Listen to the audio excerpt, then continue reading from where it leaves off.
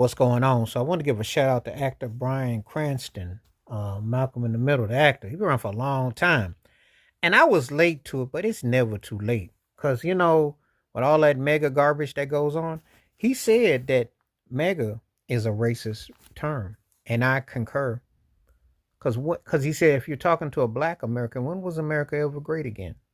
And he told no lies. Um, you know, where do we get great from?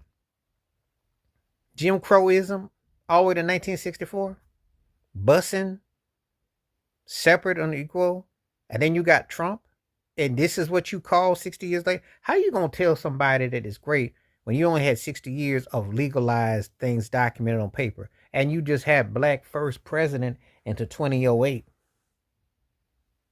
and first black female vice president in what, 2020? Let that sink in.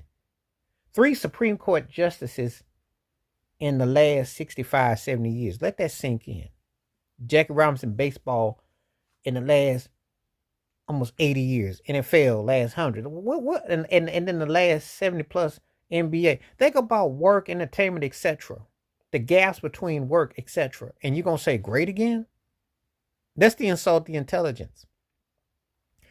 The denial and the institutionalized systematic racism is deep. When Ronald Reagan said that garbage, he was a bigot too.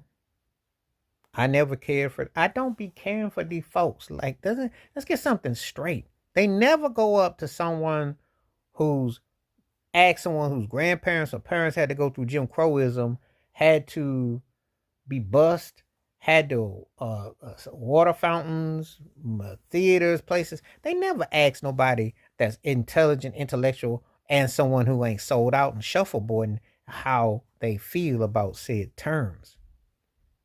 They've never gone to no one to understand the totality. They just put a label on a hat to sell you. And think about it. A lot of what Trump takes from is Ronald Reagan's scare you tactics, the Richard Nixon scare you tactics.